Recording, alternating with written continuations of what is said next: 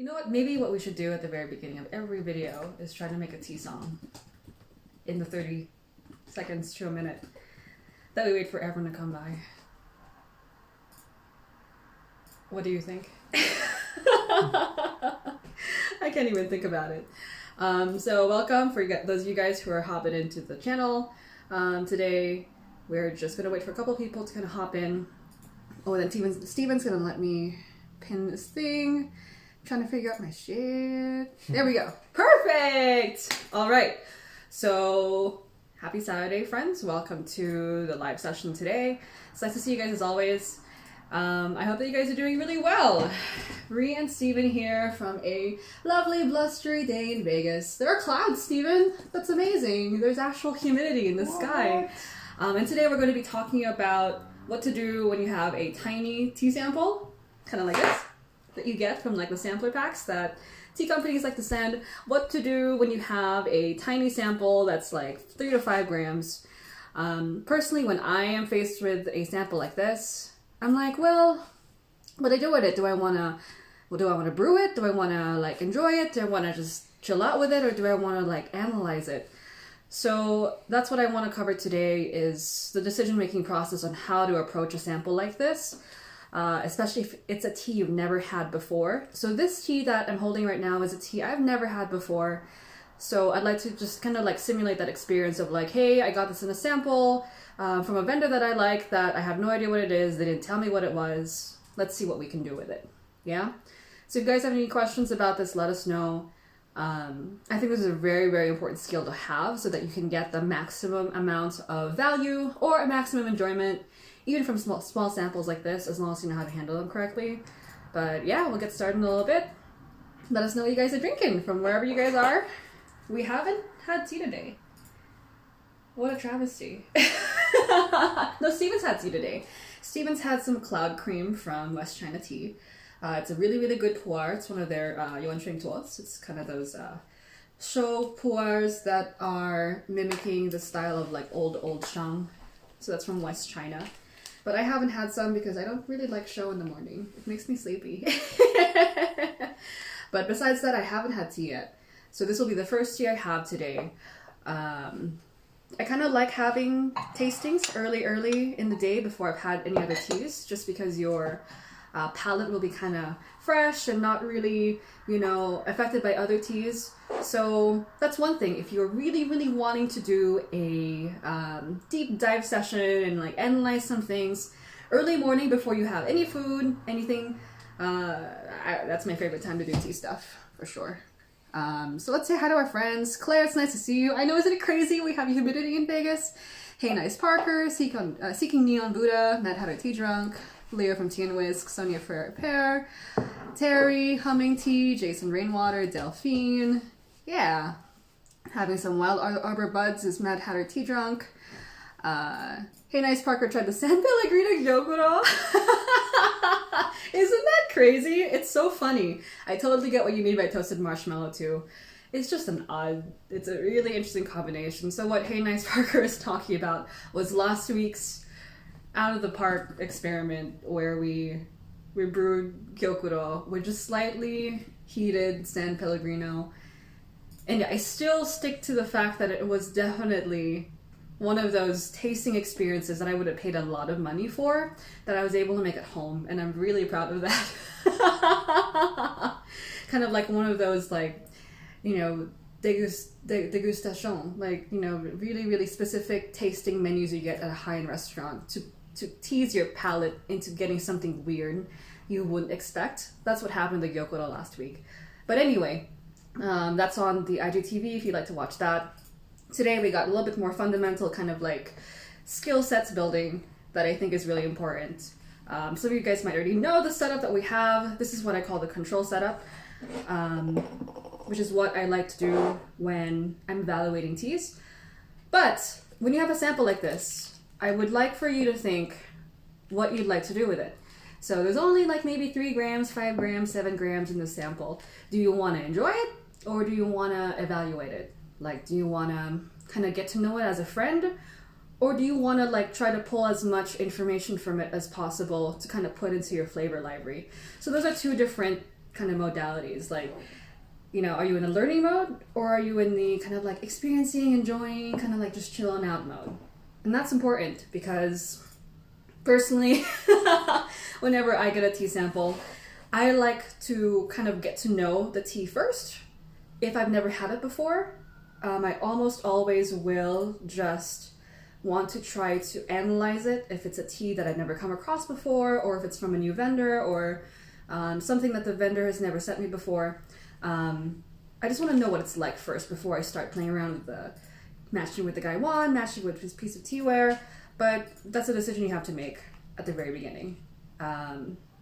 So the cons of that is that, you know, sometimes you might get a little bit too intellectual with it.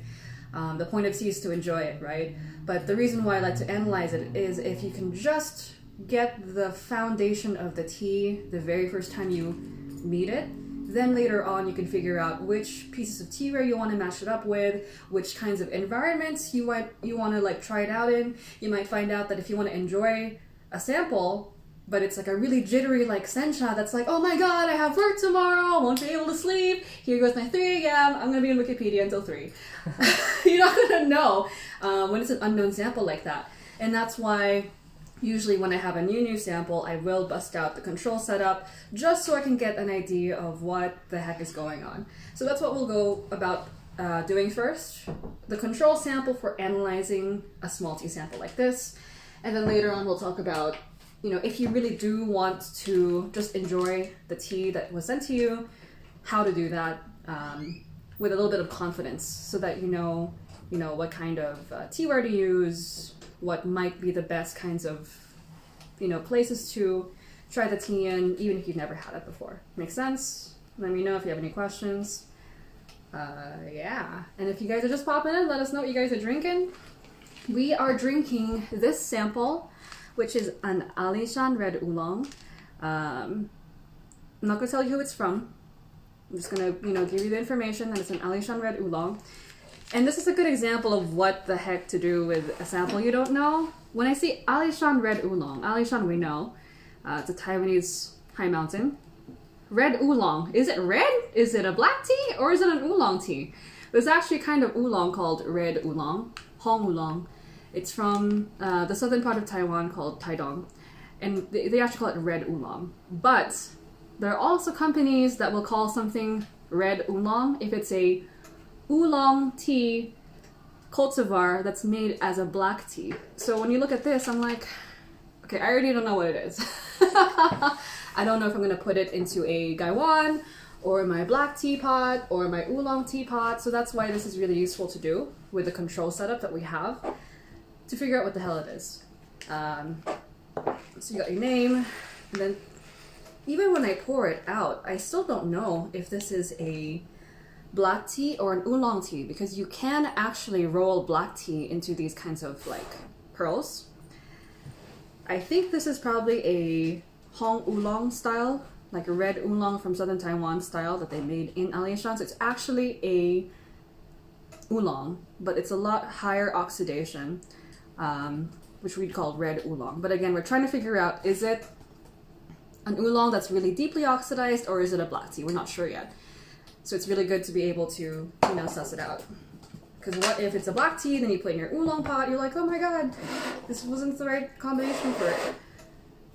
And then even if you have these samples, I really highly recommend you try to weigh them out, because even if this vendor says it's 3 grams, tea vendors can be really generous sometimes, and they'll put like 5, and then you'll just dump it in and you have the wrong ratio. The idea of the control setup is to have as many controlled variables as possible. So we'll control the weight that we're using for the tea setup. We'll also control the kind of teaware that we are using. We're going to control the water, and then we'll control the pouring style. So those 4 variables: the weight, the water, the teaware, and then the brewing pouring style. And that's meant for you to just give yourself no space to doubt yourself if you're brewing this tea. Because, for example, let's say you use a gaiwan, right? If you put this tea in the gaiwan, and then let's say you oversteep it, you're gonna be like, well, I didn't have any more of that tea. Was it a bad tea or did I mess it up? Or like, oh, maybe I just didn't like Like what if your gaiwan, like you just mess up, like you pour out, then your gaiwan just goes all over the place, and then it ruins the tea. You're gonna blame yourself again, like, oh, maybe the tea was gonna be good if I didn't mess up, if I just brewed correctly, I would have gotten a better idea of what the tea is. By just removing the kind of like brewing variables and just doing the same thing every single time, you're not gonna blame yourself if something goes wrong with the sample. It's just you and the tea, same preparation every single time. Yeah, I think it's just gonna give us more confidence when we evaluate like that. So think about what your control setup is. For me, that control setup is what you see here. It's just a bowl with, I can use my hands. It's a bowl with a spoon, so I can kind of like put up the tea, smell it, drink from it, and then my control weight is 2.5 grams. Every single time, 2.5 grams. And I'm trying to make this a standard because I find that if you have a 3-gram sample, the 3-gram sample around like 0.5 grams of it will be dusty. So if it's 2.5 as your standard, you'll be able to toss out the dusty part of the sample and just keep the nice part, because when it gets shipped out, it bounces around in the the post office, in the truck. You'll inevitably get some of that kind of like what? Like particulate that shake in the sample. So if you're always looking for 3 grams, but you know, you're missing that last really good kind of like solid whole 3 grams, you might get a little bit more of a dusty and not so even extraction as you would like. So 2.5, it's also more than 2, so I just remember it, but oh, like 2.5, remember, because sometimes I'll forget if it's 2 or 3. By saying it's 2.5, it's like, oh, it can't be 1.5, it's not enough. It can't be 3.5, it's too much. It can't be 4, 2.5. And then Hide, nice to see you. Is this type of sample tasting more popular in Taiwan? This is popular in Taiwan and also everywhere. So it's, I think that the method probably started in China or Taiwan, but if you go to India, Nepal, even Japan, you'll see, I think you guys must have seen these pictures online. Even in Japan, they'll line up rows and rows and rows and rows of sencha or matcha. And then they'll have like a little filter looking spoon thing that they'll use to remove the leaves and then drink from the bowls, but they're still using bowls and kind of scoops. So, and the reason for that is no one has like 100 gaiwans to do tastings with. And even with the competition sets, here's a secret, I really hate competition sets. I really, really, really hate competition cups, because when you have the competition cup, see, I don't even have one because I hate them so much. When you have the competition cup and you're holding it here and you do the thing where you kind of like hoist it over, if you haven't seen this, it's the same kind of cupping set that they use for coffee. And then they let the cup sit on the bowl.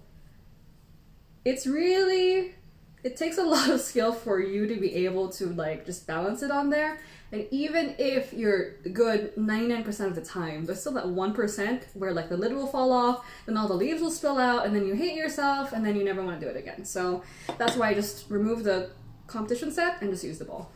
But if you like competition sets, that's fine. You should probably teach me how to use them better, because I mean, we went to like the Taiwan Research Extension Station in Taiwan and met like the guy who does like the cupping competition. Like he does those, and he taught us, and I still don't get it. It's just, yeah, I'm lazy. I'm just too lazy. So preheat the bowl. This is our control setup again for evaluating a sample. And I highly recommend using porcelain, because yeah, glass sucks for evaluating stuff. You're just not going to get as much aroma, you're not going to get as much roundness. So whatever you can do, just try to get a porcelain bowl. And if you can, get multiple porcelain bowls. I have so many porcelain bowls, God. If you don't know where to get one,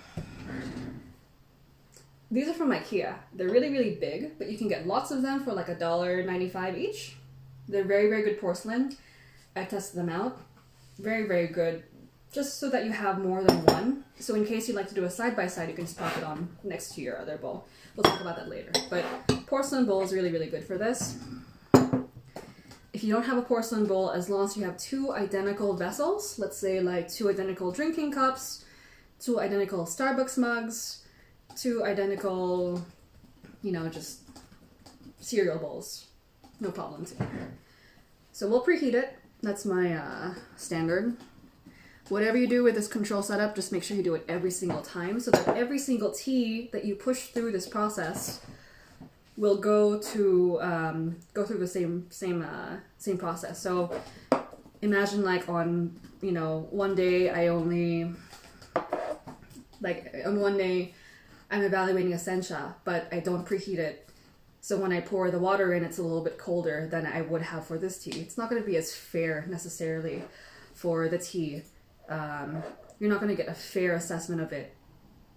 So basically, try to make your control setup consistent every time. Same teaware, right? Same methods, same weight, same water. And our water here is the Tea Curious formula, which we always have. More or less the same specifications every time we make it, which is awesome. If you have filtered water, that's okay too.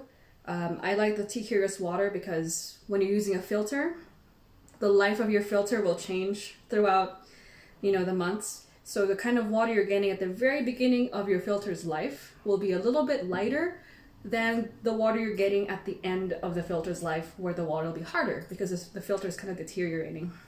So that's why we like our water. Just super consistent. We get the same performance from the teas every single time. And then boiling. So for those of you who've hung out with us before, you'll know that we really, really like using boiling water. This is the standard that's used for grading teas almost everywhere. You just use boiling water. Because what if your thermometer isn't working? What if your variable temperature kettle is reading 80 degrees Celsius, but actually it's 85? You just don't know. So just as hot as possible, I think is better. So let me just reboil that since I've been talking. If you guys are popping in, just let us know what you guys are drinking. We are about to evaluate this tiny sample of Alishan Red Oolong, which I'm not sure is an oolong or a black tea yet. I think it's an oolong. We'll see how it goes. And yes, Delphine, I drop the lid on the competition sets all the time. Like, so much. I don't know if I've had a full session with those where there wasn't once of them. I know, right? Like, even, yeah. For those of you, again, who have never had these competition sets, if you search up, like, coffee cupping set or even tea cupping set, you'll see them. They're kind of like a gaiwan with a handle, and it's square. It's like a less good gaiwan. And then also the little holes on the competition cup are kind of unfair to teas that are a little bit bigger leaf than teas that are smaller leaf, because it'll strain out bigger leaves, but the dust will go through. With this method, just brewing directly in the bowl, no matter if it's dusty or small leaves, big leaves, whatever, you're brewing the entire leaf set there. When you're using a competition cup, some of that like dust will go in, but the big leaves will not. Just not as even. Yeah, I really think that the bowl method is a little bit better. Just more consistent, I'd say. Okie dokie, let's get going. So we got same weight, 2.5 grams, same bowl. Third thing we gotta get consistent is our water. So same water we use every single time. Tea Curious water, this is not the Mammoth Lakes water. Correct. Right? Because we actually collected some water from the mountains. But this is the Tea Curious water. And then I want you to be able to pour the same way every single time, because the way you pour will change the way the tea tastes. So I usually pour kind of around here. I really wish I had like a little like ruler. That's really the best way to go about it. But I feel like I have like a re-pour, and it kind of goes like this. Right, Stephen? Wow. More or less. It's a kind of way. It's kind of the same way I pour every single time, I think. Yeah. With like really bad posture, because I should be sitting up straight. Don't tell Shoen. Shoen and Noah always have the perfect posture when they're pouring, and I'm always like this. So just an even pour onto one point of the bowl, because if you are doing this to the bowl like this, you're going to be infusing it in a different way, correct? You're going back and forth, or you're going really, really high like this. You're going really, really low like this. Tea's gonna taste different. So make sure that's the same way every single time, as much as you can. Yeah. So what's cool about this method when you're evaluating the sample is you can see the leaves opening up, you can see them changing. So it's not like you'll, I don't know, go make some coffee. Why would you make coffee while making tea? It's okay, no judgment. Or make some toast, and you come back, it's like, whoa, it looks really different. You can actually see the progression of the leaves opening up slowly here. You can smell it. So I usually preheat my spoon as well. The spoon is what confuses a lot of people when they pop into our lives. Don't worry, it looks like we're having soup. But this is so that you can kind of play with the leaves if you'd like to. So, you know, regardless of what I do, I'm always playing with these leaves when I'm doing the testing. So I always kind of will switch leaves around before I have my first taste. Ooh. That's good. Oh, that's really yummy. Wow. Steven's making a ridiculous face. Wow, so is it a black tea or is it an oolong tea? I'm still not sure. It kind of tastes like... Oh no, it's an oolong. I think it's an oolong tea. So, that's really, really tasty. So you're sipping the tea. You have your 4 consistent kind of, you know, treatments. Your tea is the same weight every time. The teaware, the water, and then the way you pour. So I've done this a billion times before. This is a very fair comparison to every other Taiwanese tea, oolong tea, black tea that I've ever brewed in this bowl with this spoon ever. There's no, oh, I think that tea might have been better because I used my Yixing pot. Or, oh, that sencha was better than the other one, but I brewed one in my Shoryu pot and not my gin pot. So which one was better anyway? Because I used different pots. You're not really going to be sure. And some people aren't even aware that the tea pot is changing the flavor of the tea. So if you put the tea accidentally in a pot that it doesn't want to live with, because it's just not a good match of material and tea, the problem occurs that the person might blame the tea for being bad when actually it was a bad match of teaware. There's no space for that here. It's always the same teaware. It's not going to be like a match or mismatch. Because I know that this particular porcelain just does really well with most teas. Steven, thoughts? I like it. Yeah. So, I forgot too, when you're looking at your new tea, make sure that if this was a 3-gram sample, we would have skipped this already. Some things I like to do with the dry leaves before I brew them, I like to pick them up and just kind of like feel them, and then try seeing if they feel oily or they feel dry.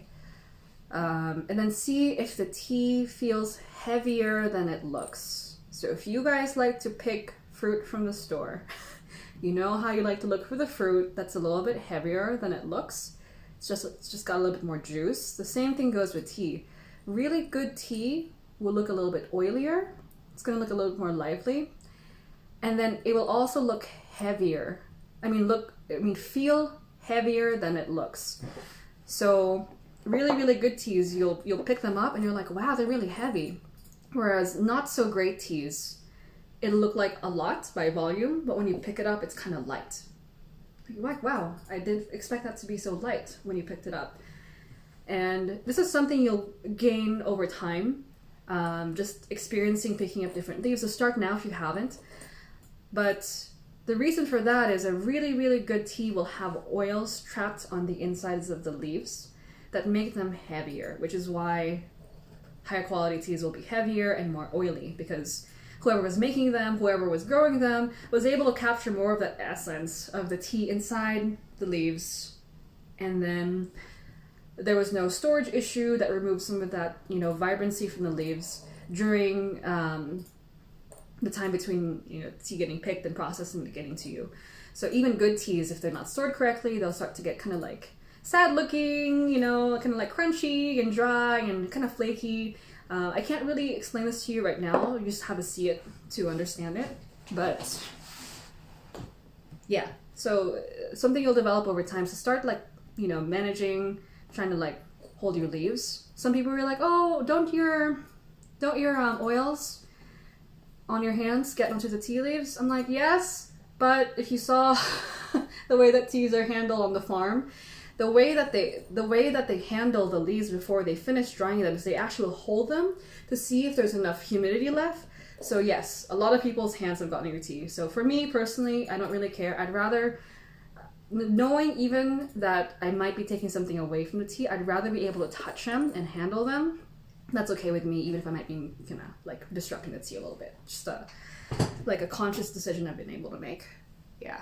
As we're drinking this Alishan Red Oolong, let us know what you guys are drinking.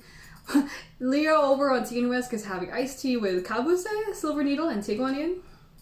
Okay, mixologist Leo. We love you, Leo.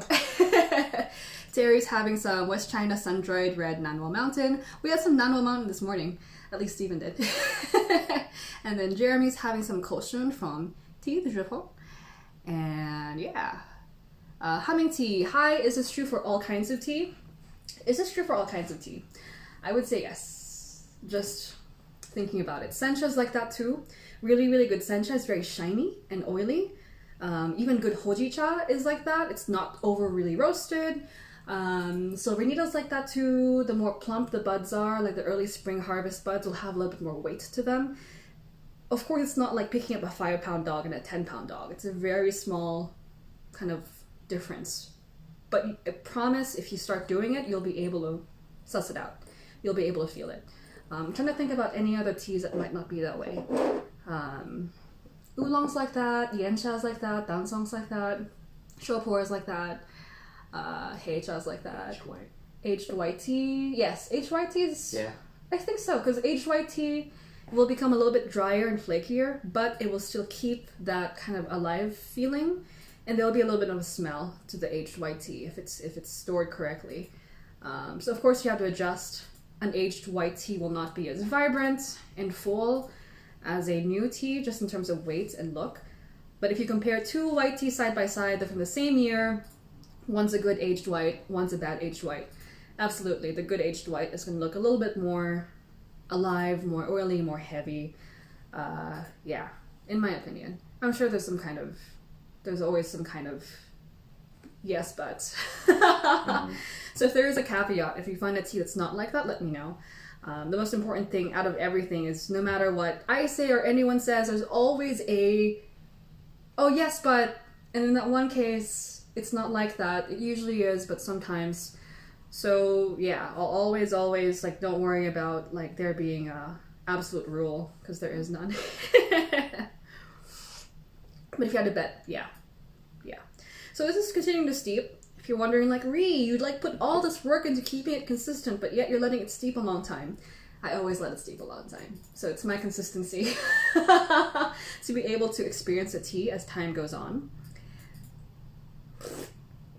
And this is also something I've built into our evaluation, is a really good tea doesn't care how long you steep it, okay? If this was a bad tea, by now it's going to start getting bitter, it's getting colder, it's not at boiling anymore. So we brewed it at boiling and then we're letting it cool down. A really bad tea is going to suffer, like a lot, if you do that to it. But a really good tea will sit and develop over time, no problem. And this tea is a really good tea because there's no bitterness, a tiny bit of astringency, but in a good way, that kind of, but just tiniest hint, like a 1 out of 100, just to make it interesting. Lots of aroma, lots of sweetness. It's very, very tasty. If I had if anyone's had a High Mountain black tea, it's kind of similar to this, but a little bit more towards the oolong direction. Has anyone had a Tai Dong Red Oolong before? Tai Dong is T-A-I-D-O-N-G. You might see it spelled as T-A-I-T-U-N-G. This is the same place, Tai Dong, Tai Dong. The reason for the difference in spelling is in Taiwan they have a historical kind of old school way of spelling out Chinese words, but they're actually the same thing. So Tai Dong Red Tea. I think this is what this tea is modeled after. I think it is an oolong. It has the oolong aftertaste, has an oolong texture, right, Stephen? Aroma, everything. And then right now, as you're evaluating this, you want to look back to every single red, black tea you've had from Taiwan, and then every dark oolong, and then think, which one does this kind of look more like? The oolong side or the black tea side? And then think about all the Alishans you've ever had. How does this do? Make sure to just consciously compare it to every single Alishan you've had, so you know where to put in your flavor library. It's like, oh, it's kind of like a high mountain. I get that high mountain taste, which I do. High mountain taste, but darker, a little bit more fruity, not very malty, more woody. And then compare it to other kinds of dark teas. Like, what is this like compared to an Assam? Do I like it better? Do I like it less? Does it compare to a Chinese red tea? Very, very different. My goodness. This is nothing like a Jinjin Mei, nothing like a Lapsang Suzhong, nothing like a Bailin Gongfu, Zhangheng Gongfu, nothing like that. Nothing like a Kimun. So very, very different. So I want you to do this to be able to practice figuring out where a tea lies in your spectrum.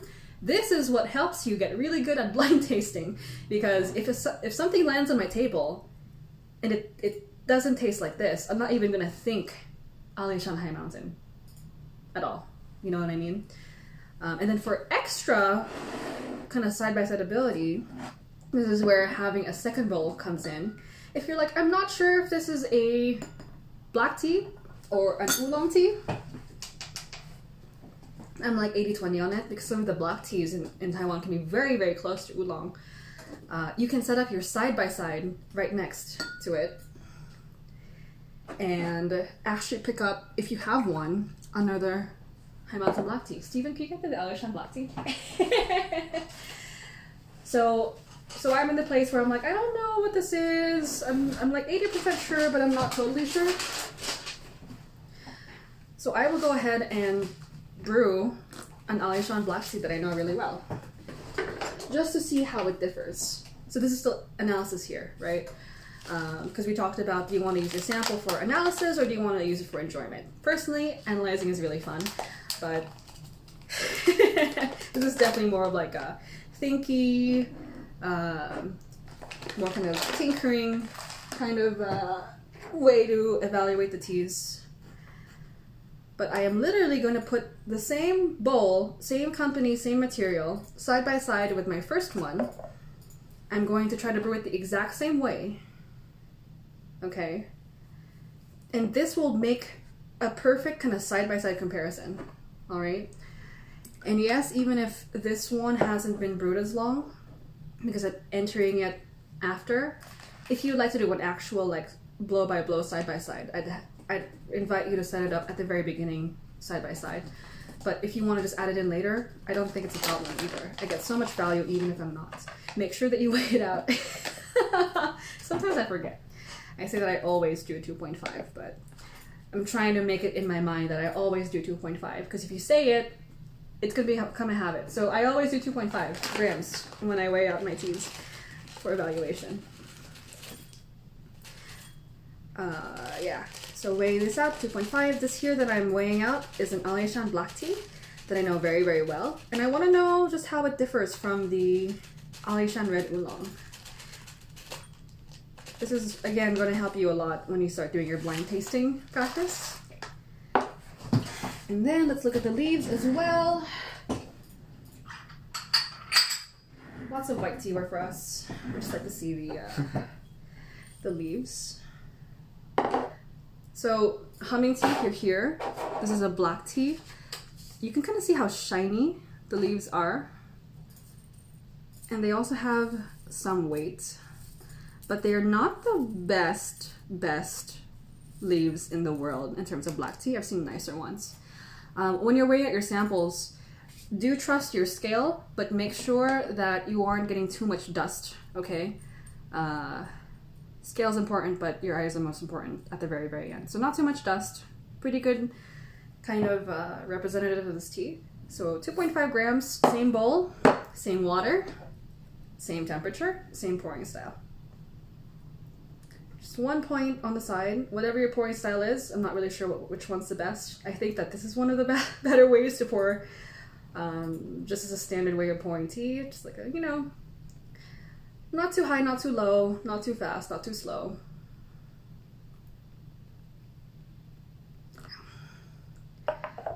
So then you have a side-by-side, which is fun.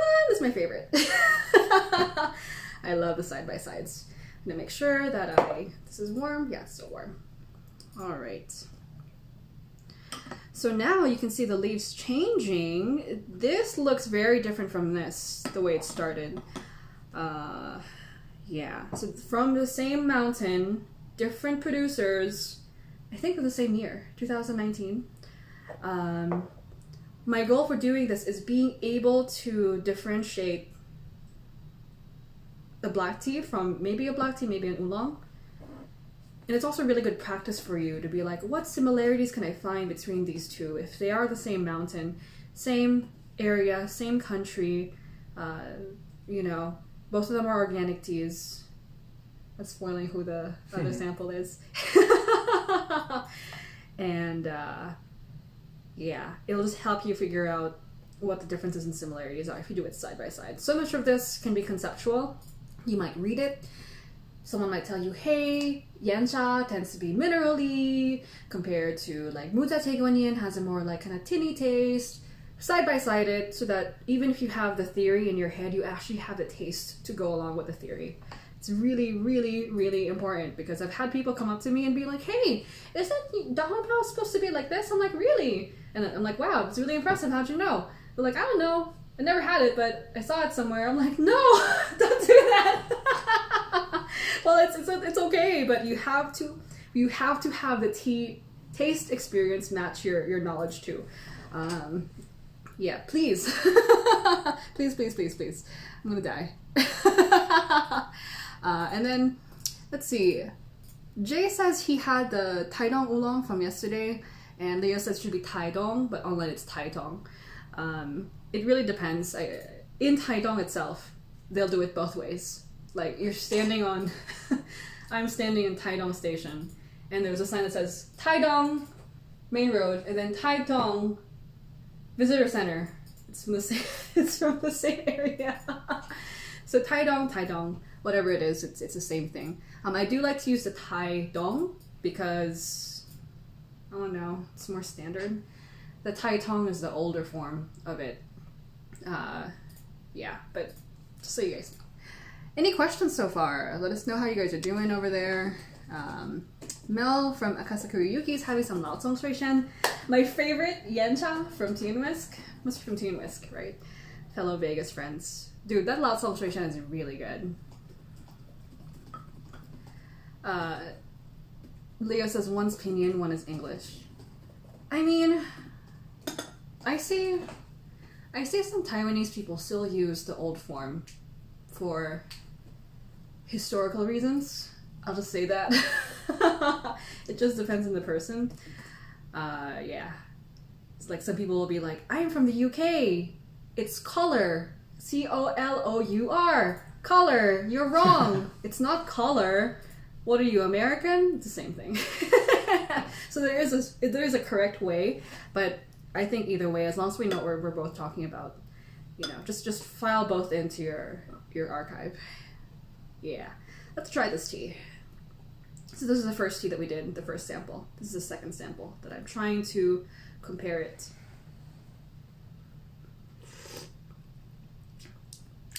That's a black tea. That's an oolong tea, for sure. For sure. Yeah, I'm like 100% clear on it now that this is an oolong tea. Sometimes you have to just wake up your palate again. That's so much more malty. That's so much more like, it's not that malty, but it's more malty. It's got more kind of that sharp, deep black tea taste, yeah, that's definitely a black tea. That's definitely an oolong tea. And for those of you who popped in, the reason why is because it's labeled Alishan Red Oolong. Technically, this should be an oolong, but some companies will say Alishan Red Oolong to mean an oolong that is processed into a black tea, like oolong plants processed into black tea, which I think is not correct. I don't think it's the way to do it, because there is an actual formal term in Taiwan, red oolong, hong oolong, which is oolong. They're just calling it red because it's darker. So this is actually one of those, like, just, you know, types of oolongs that is a little bit darker. And the thing is, I've been a Tai Dong, I've tasted so much Taiwanese tea for so many years, but this is still confusing to me until I do a side-by-side. It's okay, even if you're confused about the area of tea that you're really good at, relatively good at. I don't think I'm really good at Taiwanese tea. I'm still working on it. But even no matter how many times I've been there, sometimes you'll be faced with this, like, I don't know actually. Like, I've been to friggin' Alishan, I've been to Tai Dong, I've had so many red oolongs and Alishan oolongs and black teas and etc. You still don't know until you do a side-by-side. It just gives you more clarity. So don't be afraid to just double check, make sure, make it fun to like do a double check, you know? The more confidence you have in doing this, I think the better. And if it takes having to do like a really simple thing, like I'm not sure if it's black tea or oolong tea, no problem. Don't let anyone else tell you like, how do you not know it's an oolong, Really? Hello? Oolong's so easy, yo. This is pretty tricky, right, Steven? Wouldn't you say? It could be a black tea. I've had oolong. It's like right on the line. It's like right on the line, yeah, totally. I mean, the processing to do both is different, but it is very, very close. And what I mean by that is if I put this oolong, Steven, imagine we put this oolong in our yansha pot, it would have tasted like a black tea. Closer to a black tea because of the way that, you know, the way that teaware will affect it. So that's why it's so important to have this control set up, so you're not doubting, oh, does it taste minerally because it's the pot? Is it good because of the pot only? You don't want to have your tea make excuses. You don't want to doubt yourself. Do your control setup like this, okay? Does anyone else have a control setup that they use?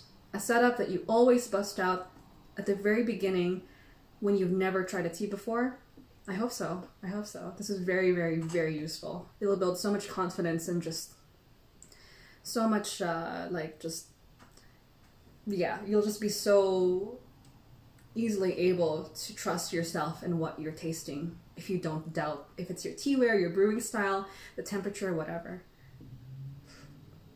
And let's say if you try to brew this at 185, and it's like, oh, 185 degrees Fahrenheit, 85 degrees Celsius.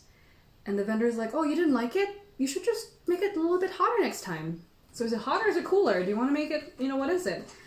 I don't want you to have that doubt. And the way to do that is to have a setup that you have a lot of confidence in. And yeah, I don't care what tea someone sends me.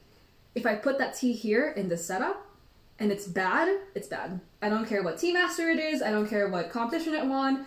I don't care who made it. I don't care who roasted it. I don't care. I don't care how expensive it is. If it goes through the setup and it doesn't taste good, it's not good. I don't care. I don't care who you are. I don't even have that much, like, I'm not that great, but the tea will speak for itself in this setup.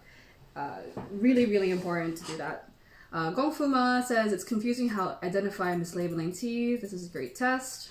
I have seller selling rolled Shanlinshi oolong as red tea. So that can be Shanlinshi oolong that's darker. If you have a black tea, it doesn't have to be a Taiwanese black tea, but if you can, do a side-by-side of your Shanlinshi red tea versus a black tea. And then if you can, one more bowl versus a red tea, a black Hong Cha, like black tea, like Namasam or a Taiwanese actual black tea.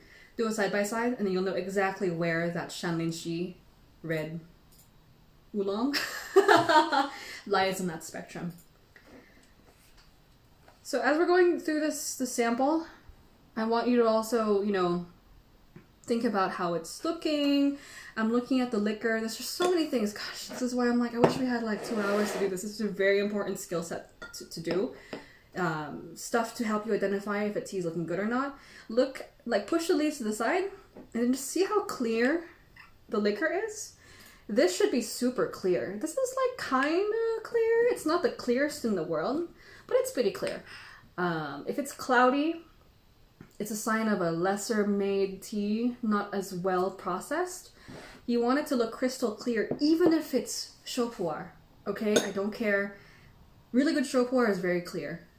Yo, like West China's like Cloud Cream, West China's Handmade Show, some of the stuff Jeffrey McIntosh has like sold in the past. Even if it's chaud pu'er, it's super clear. Like it's dark, but you can still see the bottom of the cup. That's a sign of a really good show, or really good anything. Even Fukamushi Sencha, which is naturally cloudy, a really good Fukamushi Sencha will tend to be clearer than other kinds of Fukamushi Sencha. This is something you develop over time as you taste more teas. Actually, between these two, the clearer one is the Alishan black tea. Wow, it's so clear. What the heck? That's like a mirror. That's crazy. This is a darker color, but you can see straight through the bottom. It's not murky, it's not blurry. So I'd say that this is the relatively better processed tea, if I had to call it. And in a tasting competition, like a judging competition, they're actually looking for this as well. Not just this, I think the ultimate test is probably going to be the palate, the taste, but they're looking for clarity, for sure. So this is not just stuff I pulled out of my backside, don't worry.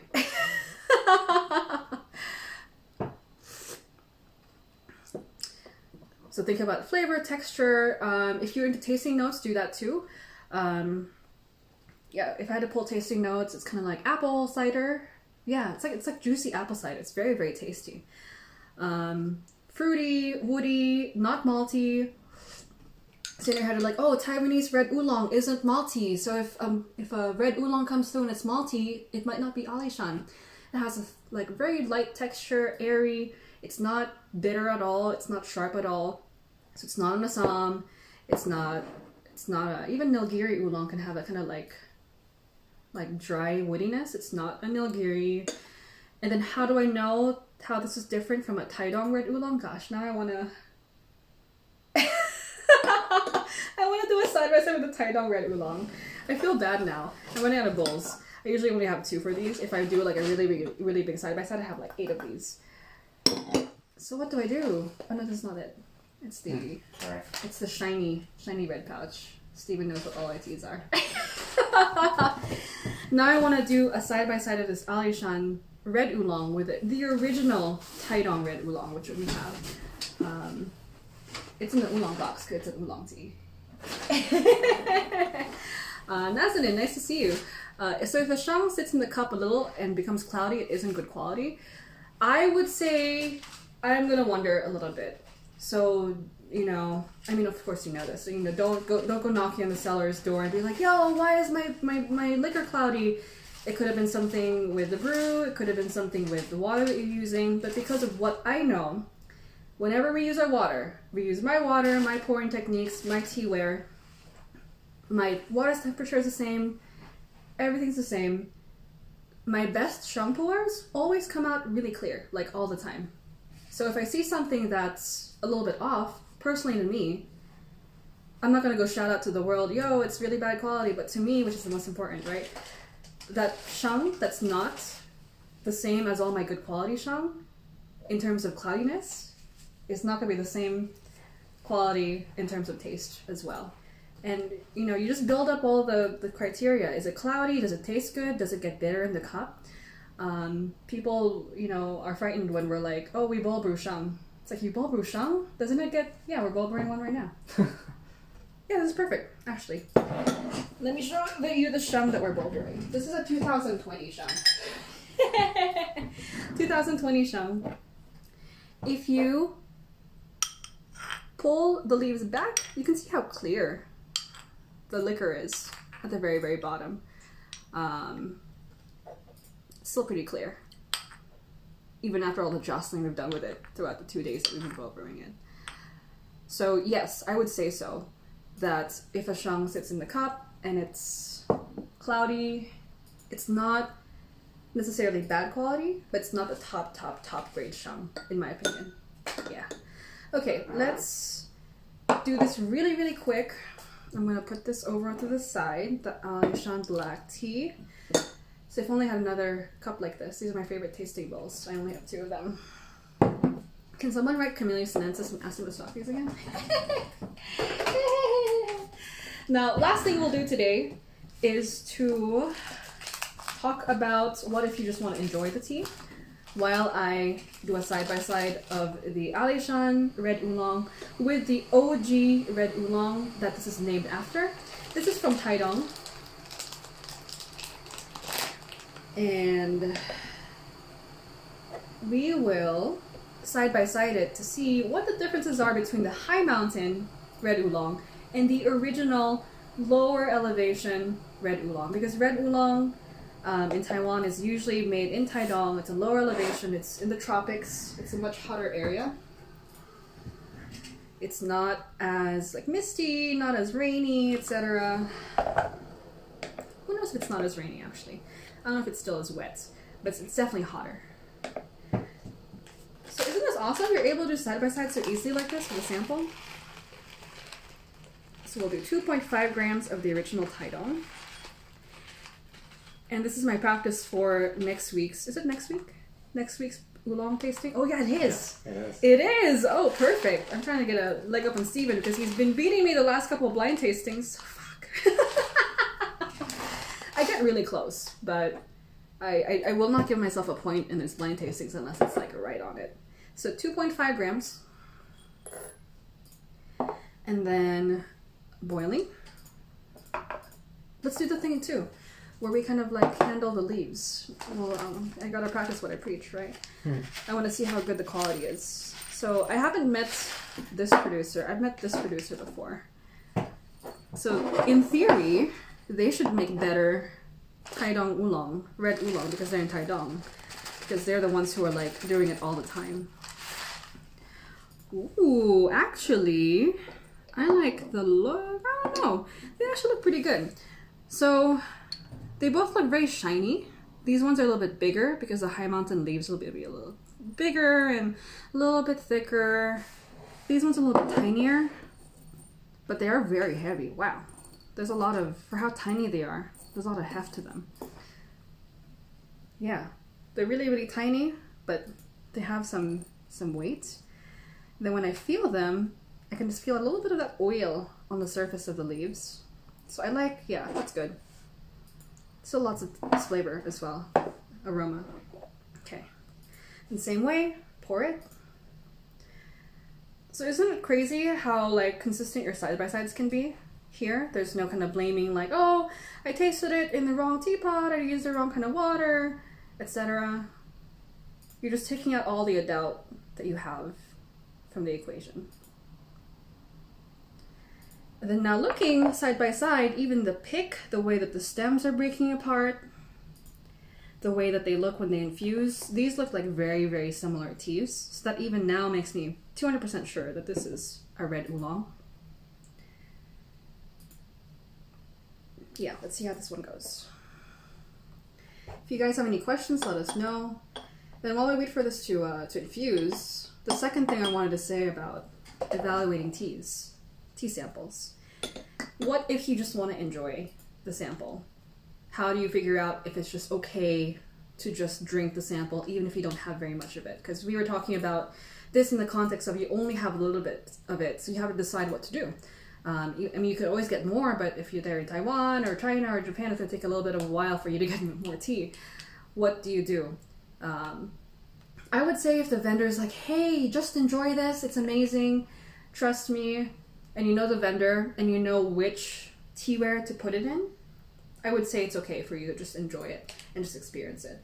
But I think that also comes with having the confidence to be able to put the tea in the right teaware and brew it well because you've seen something like it before. So let's say you've never had a gushu pu'er from Myanmar. It's your first time having a gushu pu'er from Myanmar, which I don't think I've had one that is labeled Myanmar pu'er. Even if someone's like, hey, enjoy it, you know, see what you like about it. I am going to do this method because I want to know exactly how the Myanmar pu'er tastes like in a bowl. Because then I'll have that reference point for the future So if ever it happens to come, across my table again, I'll know exactly what to do with it. What if for example, Jay's here, I hope. The Indian Gushu from Kedley. There's a pour from India that Jay from TJ9 and Jeffrey from Lazy Little Rabbits told us about. And we tried it. It does not taste like a Yunnan Shang, right, Stephen? So even if it's a Shang pour on the sample, you're like, oh, Shang pour. Let me get my Shang pot. Okay, Shang pot. Okay, pour it out. And then you'll be like, what the hell? Why is it so weird? What the hell? What's going on? Is it me? Is it the Shang pot? Did I pour it right? Did I brew it correctly? That's a nightmare. So what we did, as we always do, is we got our bowls, we got our water, we got our our setup. We tasted the tea, and then we found out that Indian Gushu Shang doesn't taste like Yunnan Shang. It's completely different. So do we brew it in our Yunnan Shang pot? No, we don't. It's just not a match. It's not like I'm saying, oh, Indian Shang is not a Shang. It's just not a match for that flavor profile that I want from a Yunnan Shang. So we have brewed the Indian pour mostly in Gaiwan's. It's such a strange tea that I don't think any of our pots, I don't know which ones of our pots would do well with it. Does that make sense? I hope that makes sense. Same thing with like weird cultivars. Like, hey, there's this albino cultivar from Japan. Try it out, enjoy it. I'm like, no. I'm not going to put that in my kyusu because you don't know what the kyusu's doing to it, right? What if the kyusu makes it taste better or worse than it should be? What if the kyusu makes it taste like berries, but the tea doesn't naturally have that unless you put it in the kyusu? And then you go to your friend, like, hey, Delphine, did you try that albino cultivar from Tei de Japon? Yeah, it tasted like berries. You sure? Really? Berries? And then now Delphine's going to be like, berries, huh? So now that albino cultivar tastes like berries, but then actually it was a kyusu. So all of that stuff's very confusing, and that's why I think we need to have a standardized way of evaluating tea, which will allow us to discuss teas easier with each other without being like, yo, did I just not brew it right? Am I not tasting correctly? I don't care who, trades notes with me on this tea. I'll be able to tell them confidently what I get from the tea because I just know how the setup is supposed to look like. I'm not doubting myself at all, which you should. You deserve to have that too. So yeah, enjoy it if someone you trust, you know what to do with the tea, you've had the tea before, or if you just don't feel like doing it. Yeah, that's fine too. So yeah, really quick before we end, let's do a side-by-side of the Alishan Red Oolong and the original Tai Dong Red Oolong that this is inspired by. They are so similar. Oh my god, that's crazy. Yeah, that's definitely a Red Oolong. Like 300%. That's crazy. Yeah, really, really, really similar.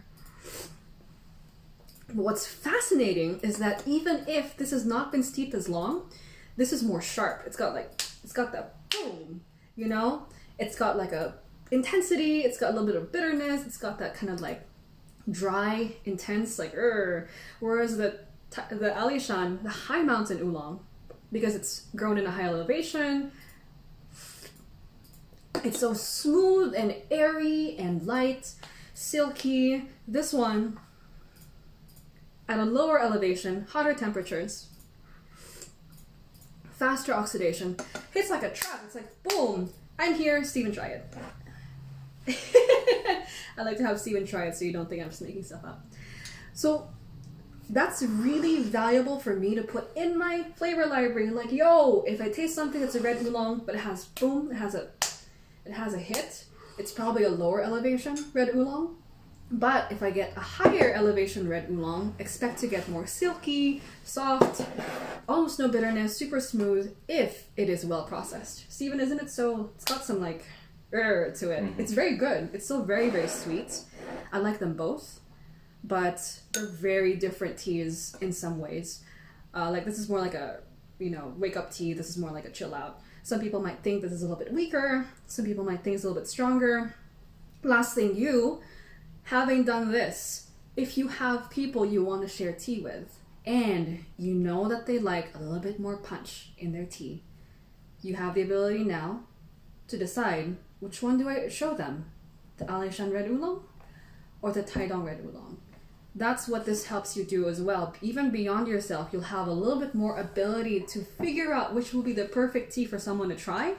This one might be wrong, you know, but you're just going to get really good at curating and picking teas for the right moments if you do this kind of side by side. Really get to know your teas. So yeah, all that from a 3-gram sample. Pretty good. So let us know if you guys have any questions at all. Thank you for joining us. Have a wonderful Saturday, wherever you guys might be. And goodbye. Thank you.